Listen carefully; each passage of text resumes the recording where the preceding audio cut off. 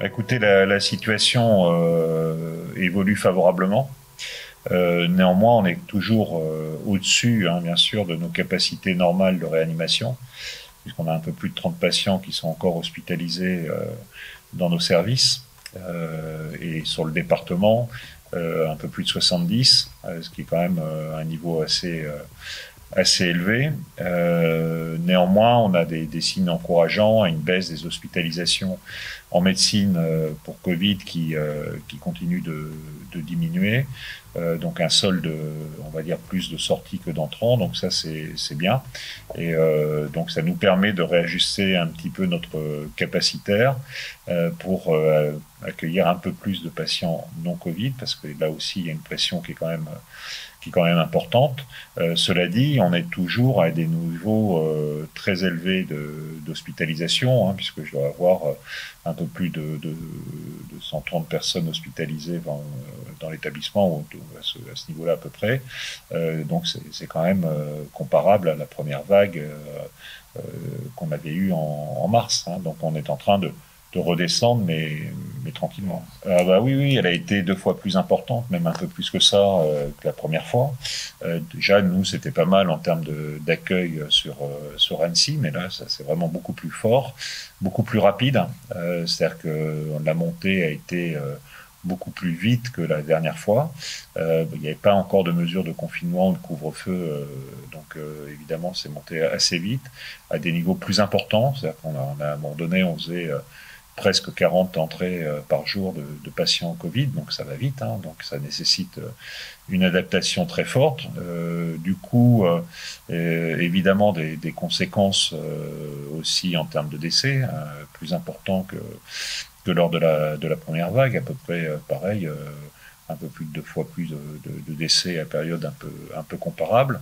Donc voilà, oui, on s'en est pas rendu compte, hein, je pense, en Haute-Savoie, parce qu'il y a une telle organisation départementale, publique, privée, avec la médecine de ville, les infirmières libérales, tous les professionnels de santé, qu'on a géré probablement une vague. Le directeur général de l'ARS, je crois, estime que c'est assez proche ou similaire, voire plus que celle du Grand Est. Et on l'a fait de façon coordonnée sur l'ensemble de la région. Ça, c'est un point aussi fondamental.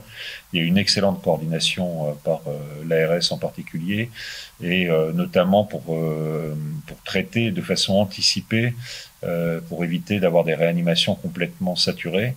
Et donc, on a pu faire des évacuations sanitaires vers d'autres régions en France. Donc, c'est là où on voit qu'on est quand même dans un pays formidable, et qu'on a pu, nous, sur Annecy, par exemple, avoir 8 patients qui ont accepté, dont les familles ont accepté d'un transfert en Bretagne. Pour ça, ça a été fait ces dernières semaines. Le dernier transfert qu'on a dû faire, c'est en début de semaine, mardi, médicalisé d'ailleurs par les équipes du SAMU 74 et de la réanimation de l'établissement pour les dernières rotations qu'on a pu faire, et puis sinon par les autres SAMU, SAMU zonal du Rhône ou les SAMU d'accueil, donc avec des moyens aériens. Et ça a quand même permis sur la région, je crois, un peu plus de 100 évacuations sanitaires qui ont évité aux hôpitaux d'être complètement saturés en réanimation. Voilà. Et ça, je tiens à remercier évidemment les familles, et je l'ai fait d'ailleurs par des courriers individualisés, pour les remercier d'avoir accepté, parce que je sais que c'est pas facile de prendre cette décision, que leurs proches soient évacués vers un autre département, mais ça nous a vraiment beaucoup aidé là pour gérer sereinement la crise, et évidemment sans perdre de chance pour les personnes évacuées sanitaires, avec un travail remarquable entre les SAMU et les établissements également d'accueil et d'origine des patients. On a eu au pic sur le change plus de 250 patients, donc ça c'est énorme. On l'a fait vraiment de façon, je ne vais pas dire qu'on a engrangé l'expérience de la première vague, mais probablement. C'est-à-dire qu'on a pu gérer, on a même adapté un petit peu notre stratégie au niveau des services. Au niveau des équipes aussi, on a tenu compte des remarques qui avaient été faites lors de la première vague pour plutôt raisonner pour certains par bloc d'équipes qui passaient d'un secteur d'activité vers un secteur Covid, mais ont gardé une certaine homogénéité. Après, bien sûr, il y a des équipes qui ont été composées avec des agents de différents services, ce qui a d'ailleurs permis pour certains de se connaître aussi, de tisser des liens qu'il n'y avait peut-être pas auparavant, avec un engagement évidemment formidable de tous les professionnels, même si c'est sûr qu'il y a un état de fatigue qui est important et qu'on va traiter. On est en train de réfléchir au post-Covid et de voir comment accompagner les soignants pour pour qu'ils soufflent et qu'ils récupèrent un tout petit peu. Donc ça fait partie des idées qu'on essaye de travailler, y compris avec l'agglo sur Annecy, qui nous demandait qu'est-ce qu'il pouvait faire pour nous. C'est nous aider à passer le cap ensuite pour les personnels soignants. Donc on a pu vraiment réorganiser tous les secteurs de façon intelligente à l'échelle du département, du bassin d'Annecy aussi, de façon coordonnée avec les cliniques. On a mis en place des fonctions de bed manager pour gérer l'orientation de patients qui arrivaient sur l'hôpital, mais qui pouvaient très bien être pris en charge sur une des cliniques qui avait mis en place des moyens d'accueil. Bon, tout ça s'est fait de façon très fluide. On a pris en considération le non-Covid aussi sur la chirurgie pour éviter de reporter trop des interventions urgentes évidemment et puis celles avec des pertes de chance, notamment en cancérologie. On a quand même des chirurgiens publics qui sont allés opérer sur le plateau technique de la clinique générale ou de celle d'Argonnet, et ça s'est bien passé. Et ça va nous permettre aussi de repartir probablement plus vite quand on le pourra sur la partie non-Covid. Voilà. Et sur la réanimation, on a investi avant la fin de la première vague sur un secteur de l'hôpital. On a créé finalement 14 lits disponibles pour la réanimation, qu'on a activé bien entendu. Cette partie-là, ça nous a évité de réaffecter par exemple l'unité de soins intensifs de cardiologie qui a pu fonctionner normalement, alors que lors de la première vague, on avait dû implanter une réanimation dans ce secteur-là. Voilà. Et puis on a tiré les conclusions aussi, les conséquences de la première vague pour la réanimation. On était allé dans les salles de surveillance post-interventionnelle, pas dans des conditions très très bonnes. C'est pour ça qu'on avait réajusté en cours de route notre stratégie. Et là, on a installé au sein du bloc dans des salles de bloc, des capacités d'accueil de réanimation, ce qui nous permettait d'accueillir jusqu'à 12 patients dans le bloc opératoire en séparant bien sûr bien les choses. Voilà, c'est ce qu'on vient juste de désarmer hier et aujourd'hui, puisqu'on revient à des niveaux plus corrects, mais on a eu une organisation, moi, qui me paraît tout à fait pertinente. Moi, je pense que les équipes, elles sont d'abord fières du travail qu'elles ont accompli.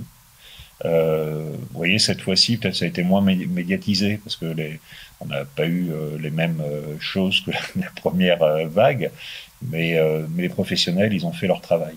On entendait beaucoup de choses avant de certains qui disaient ils y retourneront pas, ils feront pas leur boulot. Non, tout le monde, tous les hospitaliers, quel que soit leur métier, ont eu à cœur de faire ce qu'ils devaient faire, comme lors de la première vague, avec beaucoup de professionnalisme. Maintenant, c'est sûr qu'il y a une fatigue. Il y a des événements qui ont été plus durs que la première fois dans certains secteurs du fait de décès un peu plus importants. Donc il faut qu'on accompagne tout ça et qu'on trouve les bonnes initiatives qui permettent aux professionnels de santé de se régénérer.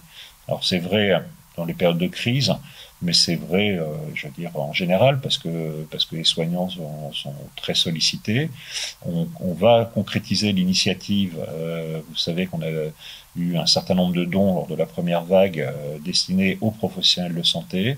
On a fait tout un questionnaire, une enquête auprès des professionnels. Là, dans quelques jours, on réunit un panel de professionnels de santé du change qui vont décider comment affecter la somme au bien-être des soignants. Et donc, je pense qu'on va pouvoir développer et initier un certain nombre de mesures simples qui permettront aux soignants de se maintenir en forme, de se reconstruire et d'aborder la suite des événements avec sérénité. Les hospitaliers sont aussi des citoyens, donc on sait tous que c'est contraignant telle ou telle mesure, mais il faut vraiment qu'on maintienne la vigilance. C'est pas pour embêter les gens, c'est pas pour, mais il y a des gestes simples qu'il faut maintenir et puis de se conformer effectivement dans un premier temps à toutes les règles par rapport aux réunions en nombre qu'il faut éviter, maintenir les gestes barrières, d'aérer régulièrement les pièces closes, voilà. Enfin, il y a plein de petites mesures de bon sens qu'il faut continuer à appliquer parce que c'est pas terminé voilà. Donc après on a bien sûr beaucoup d'espoir dans l'arrivée des vaccins pour lesquels sur le champ je pense qu'on sera dans les établissements qui testeront un certain nombre certains vaccins et ça c'est très bien pour les professionnels du change en termes d'implication, on va dire, dans la sortie de cette crise.